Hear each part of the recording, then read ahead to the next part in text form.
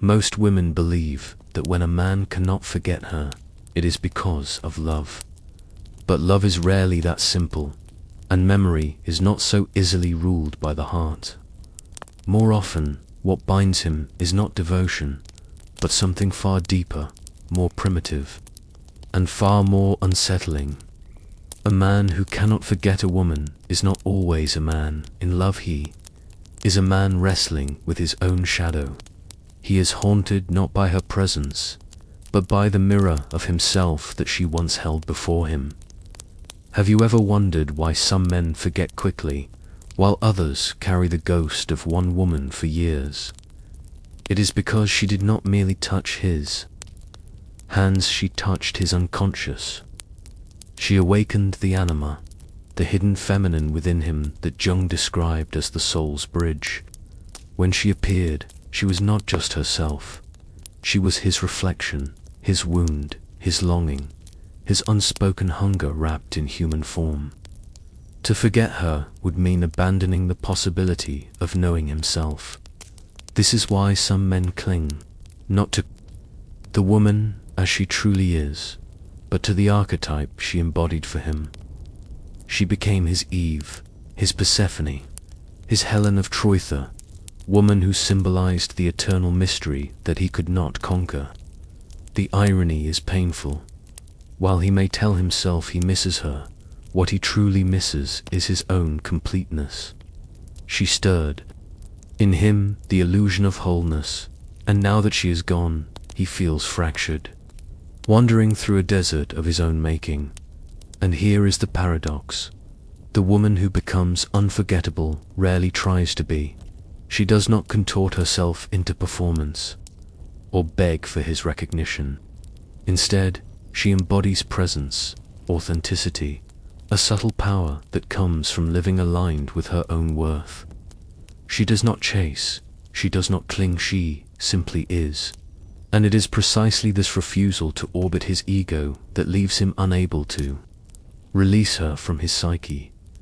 A man cannot forget the woman who disrupts his illusions. She may have walked into his life like a storm, dismantling the fragile house of cards he called control.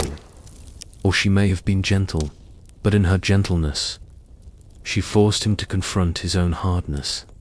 Her laughter reminded him of innocence he lost. Her silence revealed his insecurity. Her departure exposed his dependence.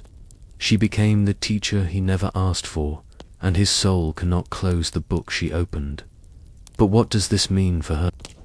Woman, it means she must learn to see through the veil of his memory. If he cannot forget, it is not proof of her unshakable beauty or her irreplaceable value. It is proof of his unhealed wounds. If she confuses his obsession for reverence, she risks tethering her power to the crumbling scaffolds of his longing. You must ask yourself, when a man cannot let go, is it you he clings to, or the story he wrote upon your skin? The Stoics warned against attachment to what is beyond our control. Marcus Aurelius wrote that people are disturbed not by things, but by the view they take of them. In this light, the man who remembers cannot help himself, because his perception of her became his inner battleground. He does not remember her as she truly was. He remembers her as he imagined her, an echo amplified by his need. And so, he binds himself to a shadow chase, unable to release the fantasy that was more his than hers. Yet within this mystery lies a profound form of empowerment for the woman. For if she recognizes the difference between being truly loved and being archetypically remembered, she can free herself from the snare of false validation. She can understand that unforgettable does not mean belonging, and haunting does not mean harmony. She learns that her worth is not confirmed by the man who cannot forget, but by her own capacity to walk forward. Even when someone remains trapped in yesterday, still, one must acknowledge the tension this creates. To be unforgettable can feel intoxicating, even addictive.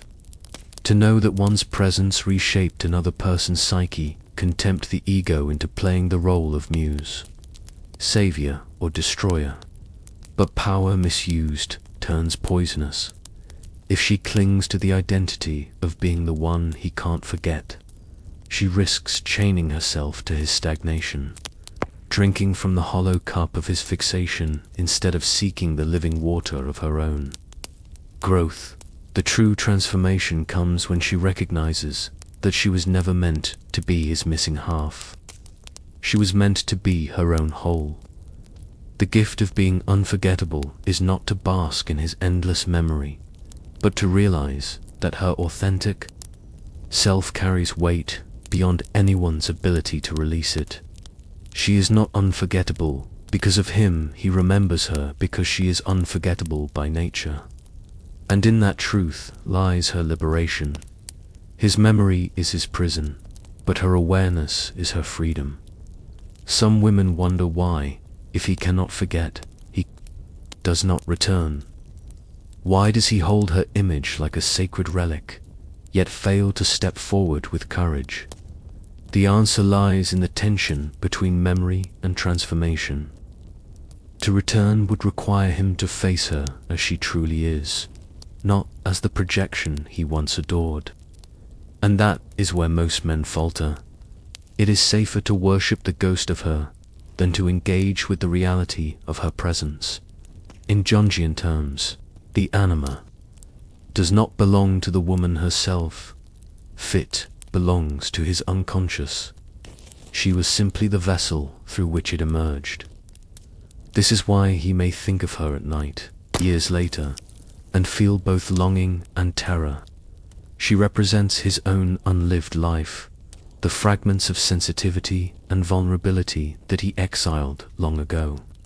To see her again would threaten the fragile defenses he has built against his own incompleteness. So he remembers, but he avoids. He desires, but he does not act.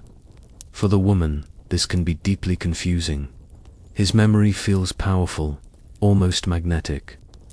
She senses it when his name lingers in her messages, when his gaze still softens in a crowded room, or when mutual friends confess that he still speaks of her. Yet his actions betray hesitation, inconsistency, or distance. The paradox emerges: unforgettable in his mind, untouchable in his reality. And she, if unguarded, can mistake his fixation for evidence of destiny, when in truth it is evidence of his inner conflict. This is where psychology and empowerment must intertwine. If she anchors her value in being the one he remembers, she risks living as an archetype instead of a woman. She becomes the canvas of his longing rather than the painter of her own story. The Stoics would call this a trap of external validation, the error of believing that another's recognition confirms one's worth. But true sovereignty comes from the inner citadel, the fortress of self-respect that no man's memory can build or demolish. And yet there is an undeniable allure in being unforgettable. It appeals to the feminine archetype of the enchantress, the one who leaves impressions like footprints in wet earth. There is an ancient satisfaction in knowing that one's essence cannot be erased, that even after she is gone, she lingers. In his psyche like incense that clings to the walls of a temple, but power must be handled with awareness. For if she confuses archetypal resonance with genuine love, she chains herself to illusions as tightly as he does. To understand this dynamic, one must consider the shadow. In Jung's vision, the shadow is the collection of rejected parts of the self, the impulses, fears, and desires buried beneath the surface. Often, a man cannot forget a woman because she illuminated his shadow. She reminded him of what he tried to suppress: his vulnerability, his jealousy, his tenderness, his longing for meaning. In her presence, his carefully constructed identity cracked, and through that fissure, the shadow leaked into awareness. Once revealed, it cannot easily be hidden again, and so she becomes unforgettable, not for who she is, but for what she awakened. This awakening is not without danger. For a man who resists growth, the unforgettable woman becomes both muse and scapegoat. He may glorify her as the unattainable angel or condemn her as the destructive temptress. In truth, she is neither. She is simply the mirror that revealed him to himself. But because facing his own reflection is unbearable, he projects his turmoil onto her image. She is unforgettable because he refuses to forget what she revealed, even if he cannot name it aloud. The woman who understands this dynamic finds liberation in clarity. She sees that his inability to forget does not place her on a pedestal, nor does it bind her to his longing. Instead, it testifies to the power of her presence and the courage she had to embody herself fully. The unforgettable woman is not a siren luring men to ruin, nor a goddess granting them salvation. She is a woman aligned with her truth, and truth always leaves a mark. And so the turning point emerges. She must decide whether to let his memory of her shape her identity, or to rise beyond it. She can step into the temptation of becoming his phantom, basking in the knowledge that she cannot be erased. Or she can step into her sovereignty, knowing that to be unforgettable is not about being clung to, but about living authentically enough that she leaves echoes wherever she walks. The former is bondage, the latter is freedom. What would you choose? To live as the memory in a man's wounded heart, or to live as the flame that lights your own path? The man who cannot forget you is not your prison, nor is he your validation. He is simply the witness to the fact that you dared to be real, and reality, once touched, can never be unseen. To understand this is to reclaim your throne, not in his mind, but in your soul. Imagine this: a man sits in silence, his world moving forward, yet within him time is trapped in amber. Every woman he meets after her is measured against the one he cannot forget, and every embrace feels slightly hollow because it does not carry her resonance. He does not say this aloud, of course. Men rarely do. But in the corners of his psyche, she lives rent-free, shaping his choices, his disappointments, and even his dreams. He is not enslaved by her body or her voice, but by the psychic imprint she left on his soul. This is the cruelty and beauty of archetypal encounters. When two people meet on the surface, they exchange affection, attraction, companionship. But when a woman awakens the archetype within a man, she becomes more than herself. She becomes the key to a hidden chamber he did not know existed, and, once opened, he cannot unsee it.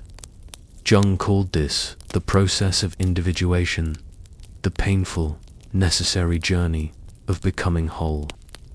Yet many men resist that path, clinging instead to the image of the woman who awakened it, hoping she will carry the burden of his self-discovery for him.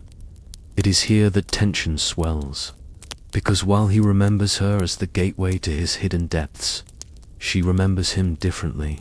For her, the relationship may have been real, tender, complex, or perhaps even fleeting. She may not even understand why his soul clings so tightly to her memory, and this dissonance can be dangerous if she confuses his obsession for reverence. She may feel indebted to a bond that never truly belonged to her. If she internalizes his longing, she risks living as a symbol rather than a woman.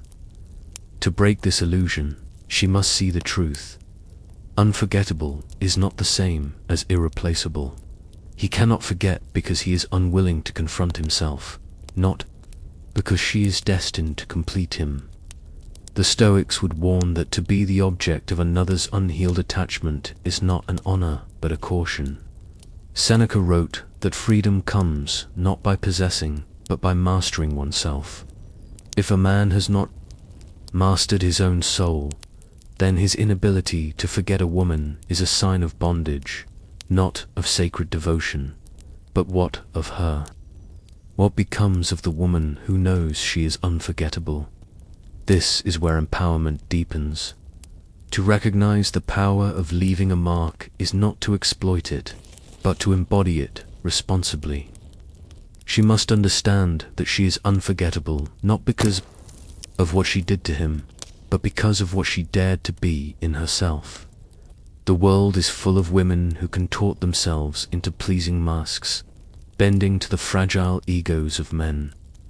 But the unforgettable woman is the one who refuses to betray her essence.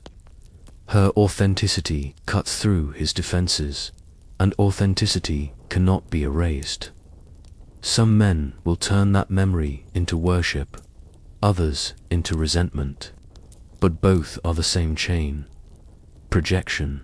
He sees her as savior or destroyer, angel or demon, muse or curse. He rarely sees her as she truly is. And if she is wise, she will not confuse these projections for truth. Instead, she will recognize them as shadows of his inner war. The woman who cannot be forgotten becomes, in his psyche, a battleground of archetypes. But in her own psyche, she must choose peace. The turning point comes when she realizes that his memory is his responsibility, not her burden. Too many women fall into the trap of carrying the weight of a man's longing, as though his inability to release her makes her responsible for his healing. But healing cannot be outsourced.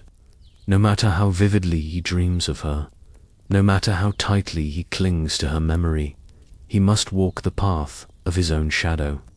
And she, in her strength, must let him. This does not mean she becomes cold, dismissive, or arrogant.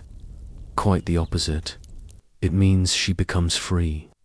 To be unforgettable does not mean to remain chained in someone else's psyche.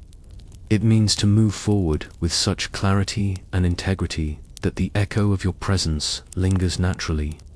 The rose does not apologize for the thorns it leaves behind on the hands that plucked it, nor does it diminish its bloom because someone cannot let go of its memory. The rose simply continues to blossom. And so, the woman who knows her worth understands the difference between resonance and responsibility.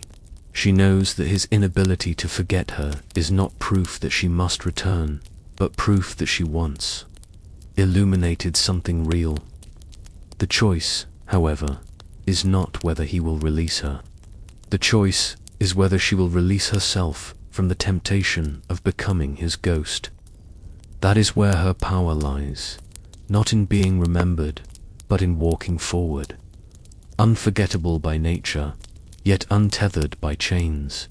There is a moment every unforgettable woman eventually faces, the moment when she realizes that his memory of her has become larger than the reality they once shared. What was once a relationship, or perhaps even just an encounter, has now grown into myth inside his psyche. He rewrites scenes, magnifies gestures, turns silences into prophecies. She becomes not only the woman she was, but also the woman he needed her to be. And so, she walks the earth as flesh, while in his mind she becomes legend. This is both intoxicating and perilous.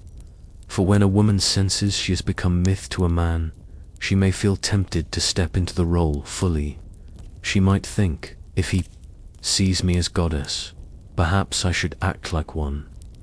If he calls me his angel, perhaps that is who I am meant to be. But this is a dangerous seduction, for the goddess he worships is not hurt, is his own anima, dressed in her features. To confuse the two is to lose herself in the labyrinth of his projections. Jung warned of this very snare. He taught that when the unconscious meets the conscious, it does so in symbols, not in truth. The anima is not the woman herself, but the psychic force she awakens in him. That is why his memory clings like ivy to stone. Not because she is literally irreplaceable, but because through her, his soul glimpsed something it had long denied. She was the doorway, not the destination. Yet for a man who fears the inner journey, the doorway becomes an altar at which he kneels endlessly, never walking through. From the woman's perspective, this can feel like a heavy burden. She may carry the weight of knowing that she altered the course of his inner world, even if unintentionally. She may wonder if she owes him closure, healing, or even her return. But here lies the lesson of empowerment. What awakens in him belongs to him, just as no teacher can learn the lesson. For her student, no woman can complete the individuation of a man. To believe otherwise is to confuse compassion with sacrifice, and sacrifice with surrender. It is easy to mistake his inability to forget as a kind of devotion, but devotion is activate, shows itself in courage, commitment, and clarity. Memory, however, is passive. It circles endlessly like a moth around a flame it fears to touch. A man who cannot forget a woman often mistakes his paralysis for passion. Yet passion, if true, burns forward, not backward. Passion transforms into action, while obsession stagnates in nostalgia. His memory may flatter her ego, but it cannot nourish her soul. This is where the woman must call upon her inner stoic. Epictetus reminded us that freedom is found not in things outside our control, but in mastery over our response to them.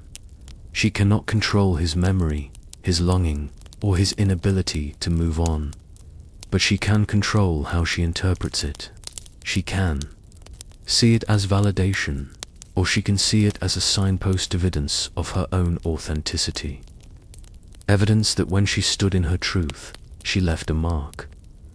Once she recognizes this, she can release herself from the burden of carrying his shadow. Yet liberation does not mean indifference. The unforgettable woman does not become cold steel. Rather, she becomes fire-warm, radiant, but self-sustaining. She does not need his longing to affirm her, but she also does not belittle his struggle. She can hold compassion without entanglement, understanding without obligation. She sees his memory not as a chain binding her, but as proof that she lived authentically enough to awaken something real in another. This is not arrogance, is awareness, and then comes the transformation. She learns that being unforgettable is not about how deeply a man remembers her, but about how fiercely she remembers herself. If she allows his fixation to define her, she becomes a prisoner in his myth. But if she chooses her own path, she becomes something greater than unforgettable. She becomes sovereign. His memory may circle her forever, but she is not caught in its orbit. She walks forward, creating new myths, new echoes, new truths that are hers alone. This is the essence of the mystery. The man who cannot forget her believes he is bound to her, but in truth he is bound to himself. She, on the other hand, holds the power of choice. She can step into the shadow and play the role of his eternal muse, or she can rise into the light of her own becoming. One path keeps her tethered to his longing, the other sets her free. And freedom, once tasted, is the one thing no memory can compete with. Most women underestimate the silent power of absence. They imagine that presence is what keeps a man close, that constant availability is the anchor of his devotion. But in truth, absence can burn deeper than presence ever could. For it is in absence that the psyche projects most intensely, and in absence that the myth of her grows. The man who cannot forget her is not trapped in her daily reality, trapped in the echo of her, the version that lives only in his imagination. This is why distance sharpens memory. When she is gone, he cannot reconcile her image with her flaws, her humanity, her unpredictability. Instead, his mind polishes her into symbol. The laughter that once annoyed him now becomes angelic in hindsight. The silence that once confused him now feels like sacred mystery. In her absence, the ordinary becomes extraordinary, and he convinces himself that she was never truly human, but some divine interruption in the monotony of his life. That is why he cannot forget. He is no longer remembering her. He is remembering the symbol she became. Yet for the woman, this reveals another truth.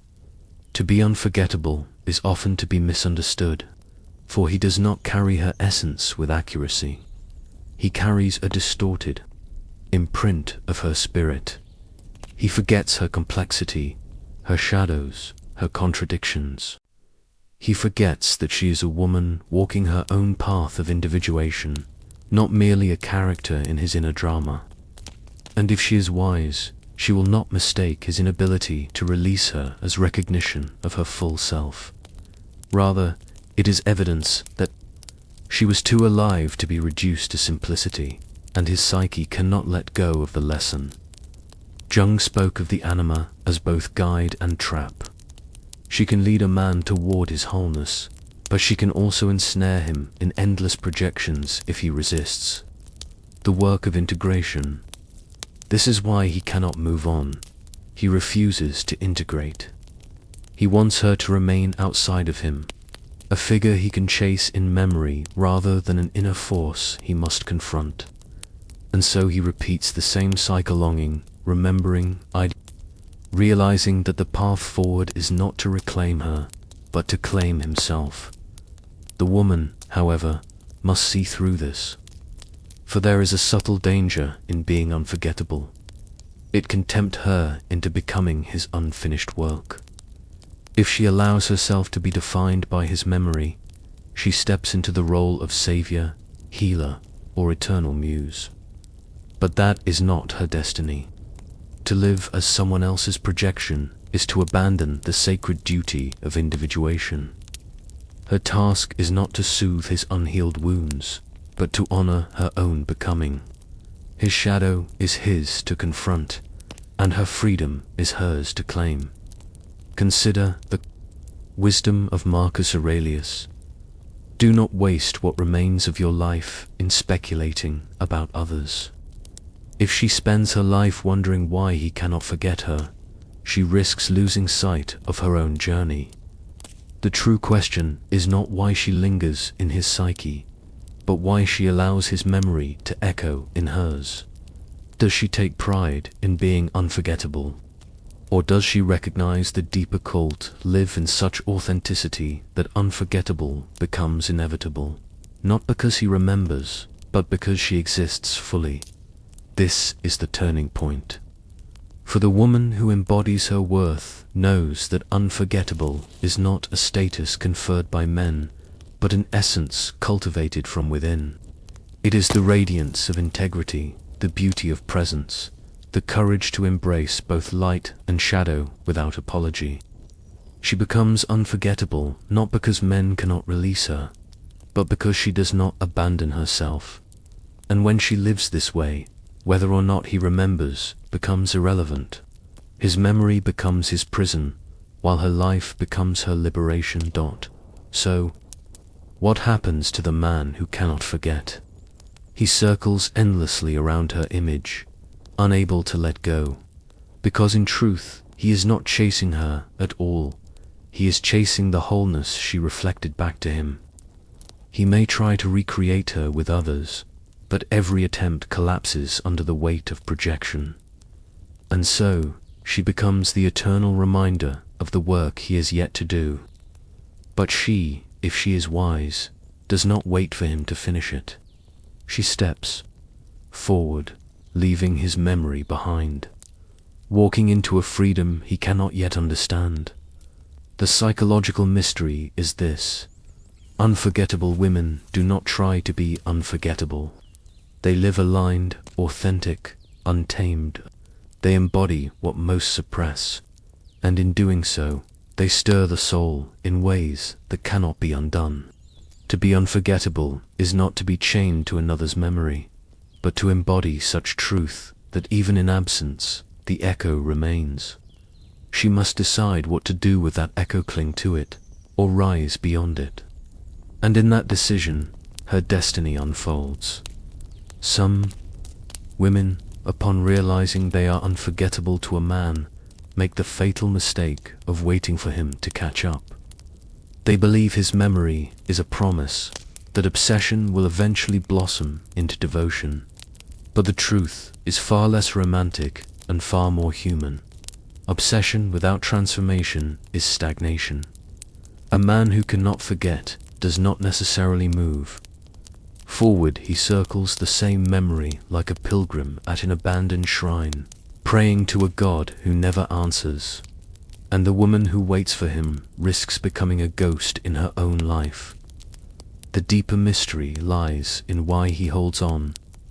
Often, it is not because of who she was, but because of what she represented.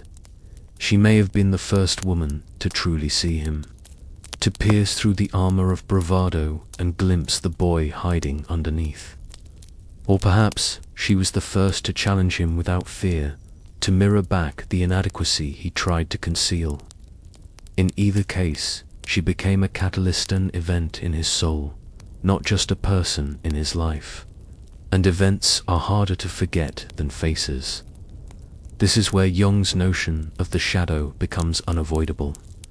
The unforgettable woman often awakens in him the very parts of himself he most denies. She stirs tenderness in the man who equates masculinity with hardness.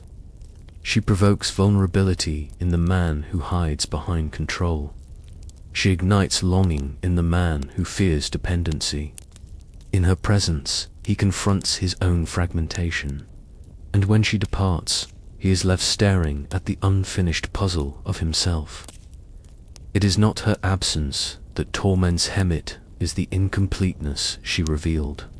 For the woman, however, this truth is liberating. It reminds her that unforgettable is not something she needs to perform or earn.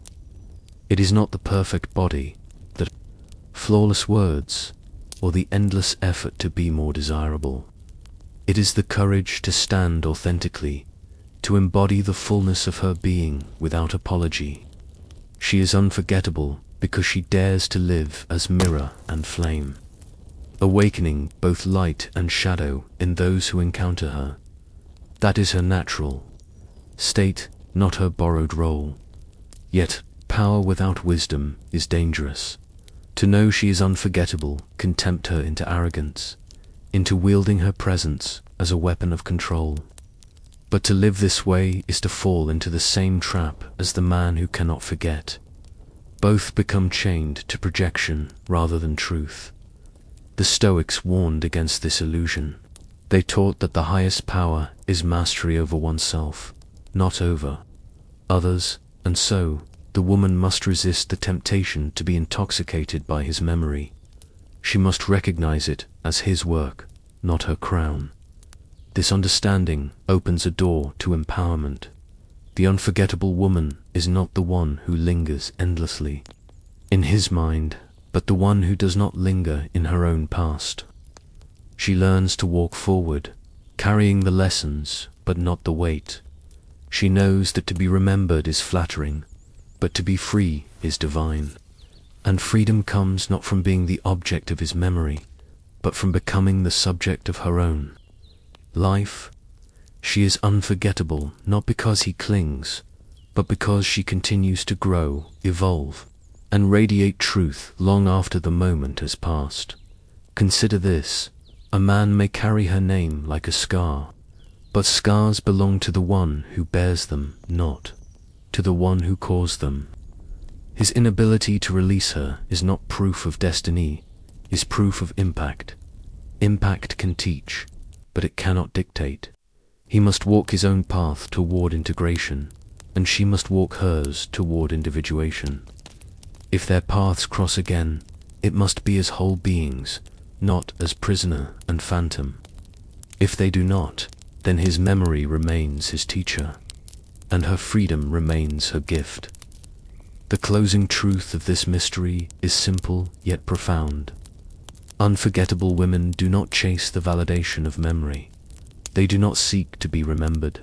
They seek to be real, and reality leaves marks deeper than fantasy ever could. The man who cannot forget her has been touched not just by a woman, but by truth itself, and truth, once seen, can never be unseen. But while he circles that truth in memory, she carries it forward in action. That is the difference between fixation and freedom. The woman who knows this holds her crown not in his remembrance, but in her presence. She does not need to be immortalized in the mind of a man who refuses to grow. She needs only to live fully, and in doing so, she becomes unforgettable by nature. That is the real mystery. The more she chooses herself, the less she needs to be remembered, and the more indelible her presence becomes. The woman who knows her worth doesn't chase. She chooses.